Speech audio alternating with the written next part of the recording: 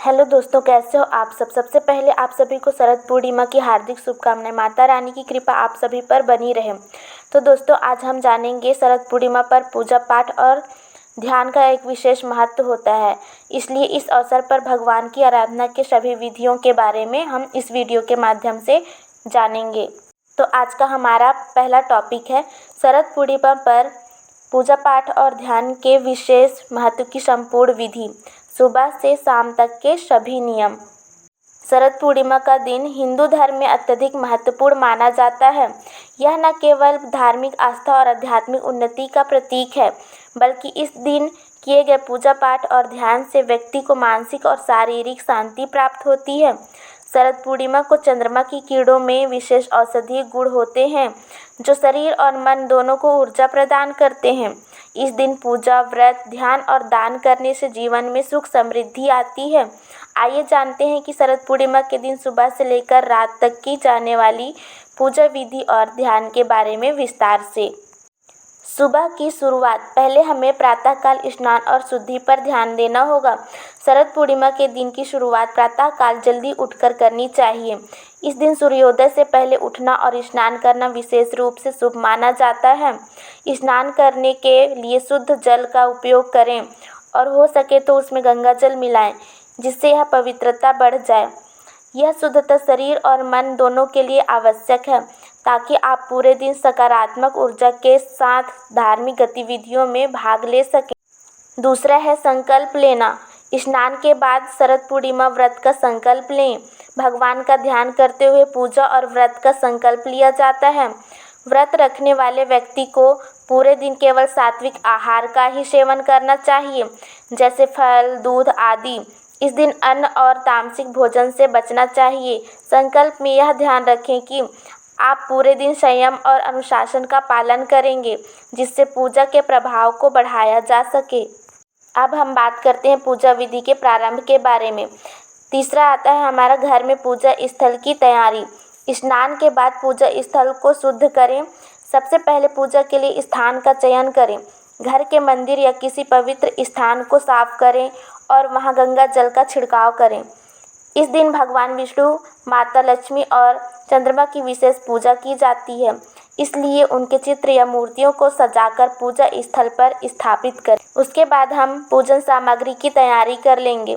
पूजा के लिए आवश्यक सामग्री में फूल, धूप, दीपक, अक्षत, रोली मौली, कपूर, दूध, घी, शहद, चीनी, फल, मिठाई और तुलसी के पत्ते शामिल करें।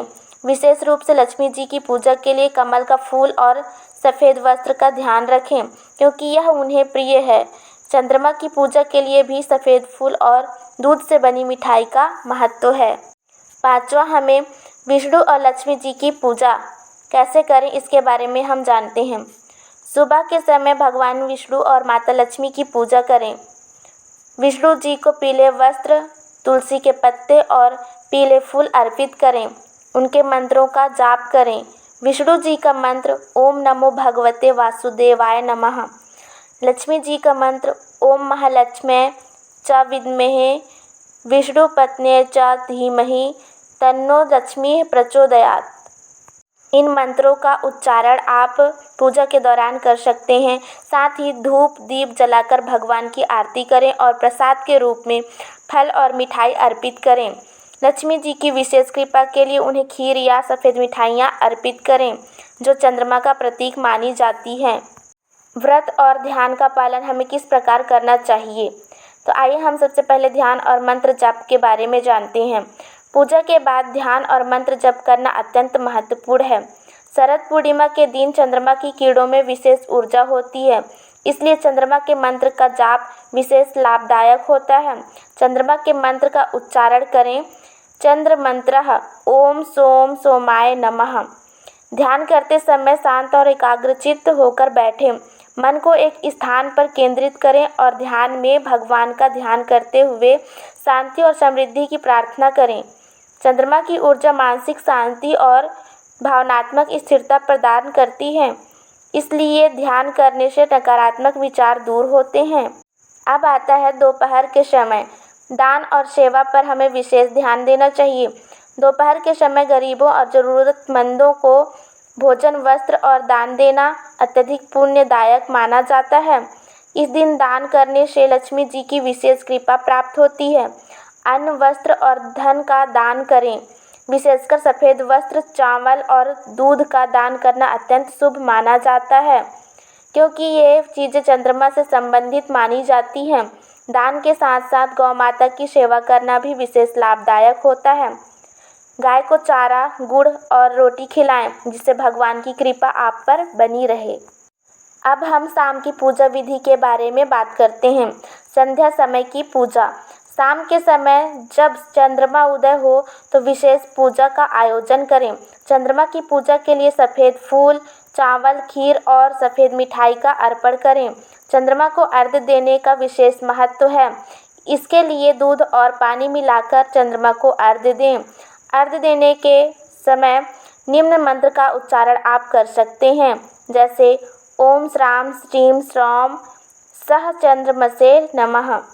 इस दिन की चंद्रमा पूजा विशेष रूप से जीवन की कठिनाइयों को दूर करने और मन को शांत करने के लिए की जाती है। चंद्रमा की शीतल किरणों का असर मानसिक शांति और स्वास्थ्य पर पड़ता है, इसलिए उनकी पूजा मानसिक और भावनात्मक स्वास्थ्य के लिए बहुत महत्वपूर्ण मानी जाती है। अब हम जानेंगे कि शरद पूर्णिमा में खीर का विशेष महत्व आखिर क्यों होता है।